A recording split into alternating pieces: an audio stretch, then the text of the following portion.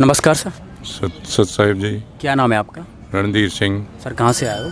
यमुनानगर। अच्छा सर, क्या करते हैं आप? मैं रिटायर्ड डीएसपी हूँ। रिटायर्ड डीएसपी हैं। सर संत रामपाल जी का जैसा कि प्रकरण चल रहा है और संत रामपाल जी अभी जेल में हैं, उनको सज़ा भी हो गई है, फिर भी यहाँ पे लाखों लोग क्यों आते हैं यहाँ पे हिसार में? नहीं, जेल में तो ये जगत के लिए है, भक्तों के लिए जेल में नहीं है। भगत यहाँ आते हैं ना, तो संत रामपाल जी सबके यहाँ बीच में आते हैं। वो आत्मा से देखे जाते हैं, ऐसी आंखों से नहीं दिखते वो।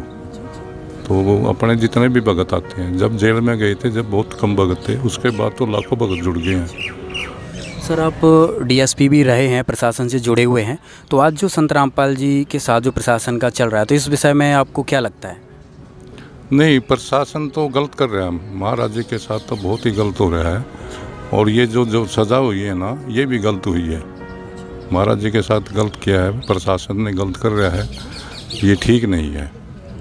और महाराज जी तो जल्दी बाहर आएंगे, सबको पता लग जाएगा। जब सूरज निकलता है सबको दिखता है। सर ऐसा अगर सिस्टम की बात की जाए तो अभी 21वीं सदी चल रही है, लोग पढ़े लिखे हैं, फुल एजुकेटेड हैं, फिर इस तरह से अत्याचार क्यों लोगों पे किया जा रहा है? वो भी एक संत रामपाल जी के साथ, जिसके लाखों करोड़ों फॉलोअर्स हैं, इतनी बड़ी कम्युनिटी है, तो इनके पीछे कौन जिम्मेदार है? नहीं, उनके साथ कोई अत्याचार कर ही नहीं सकता। वो तो अपना जेल में बैठे हैं, और जेल में सरकार नहीं उनको अंदर कर सकती, खुद ही बैठे हैं। भगत जी जो गुरु जी हैं, वो अंदर अपने आप गए और अपने आप ही आएंगे।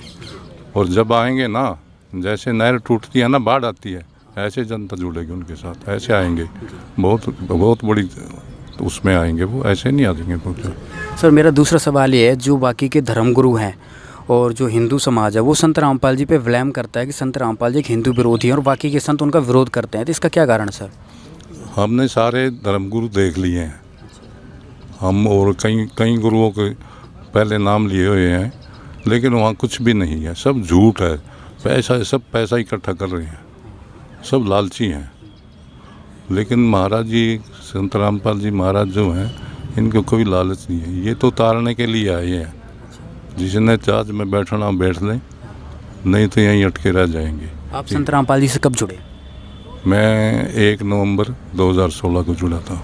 मतलब जेल में जाने के बाद आपने संत रामपाल से नाम लिया? जेल में जाने के बाद मैं संत रामपाल जी महाराज से नामदान लिया है। सर लोगों का कहना है कि संत रामपाल जी, जो लोग जुड़ रहे हैं वो एक अंधभक्ति हैं, अनपढ़ लोग हैं, तो इन लोगों को क्या जवाब देना चाहेंगे? पढ़े लिखे लोग ऐसा बोलते ही नहीं है। जो पढ़े लिखे लोग हैं वो ही महाराज जी के साथ आ रहे हैं। जो अंधविश्वास हैं, जिनको सदियों से ब्रह्मा विष्णु महेश देवी बारवाड़ी बितरवाड़ी ये वो ही लोग ये ऐसे बोलते हैं। जो पढ़े लिखे हैं, जिन महाराज जी गीता से देते हैं ज्ञान, देते हैं ग्रंथों से ज्ञान देते हैं, ऐसे जुबानी कुबानी नहीं देते वो। जैसे ये और कथाएं कहते हैं, पहले कथाएं कहते हैं फिर गुरु बन जाते हैं। तो महाराज जी का ऐसा सिस्टम कोई नहीं है।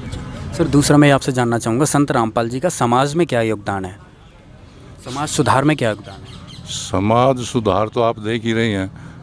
यहाँ पर जो भी आता है, कितना नशा करता हो जो, ये सब नशे छुड़वाते हैं महाराज जी। पहले सरकार ने जोर लगा लिया नशे पे, नशा कोई नहीं छोड़ता। घर वाले भी जोर लगा लो, कोई नशा नहीं छोड़ता।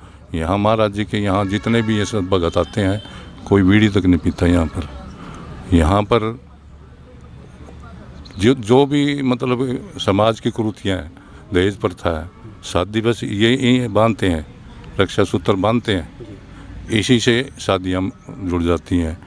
जो भी समाज की कुरीति है वो सारी संत रामपाल जी महाराज छुटवाते हैं उसको।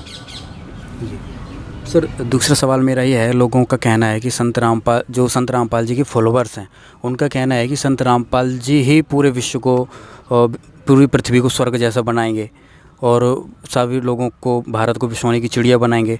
तो इन बातों को अगर दूसरी तरफ देखा जाए, संत रामपाल जी जेल में है और इस तरह की इनके भगत इतनी बड़ी बड़ी बातें करते हैं, तो वो लोगों के जहन में उतरता नहीं है सर? नहीं, संत रामपाल जी आपके किसी के भी कोई जेल में अपना भी कोई रिश्तेदार भी हो जाता है, तो इतनी संगत कोई आती है किसी के साथ? तो संत रामपाल जी के पास ही यहाँ 20-30 हज़ार आदमी होंगे इस टाइम। तो कुछ लगाव है मालिक में, वो मालिक हैं। वो तो संत रामपाल जी तो वैसे ही कहते हैं, वो तो कबीर साहब के अवतार हैं।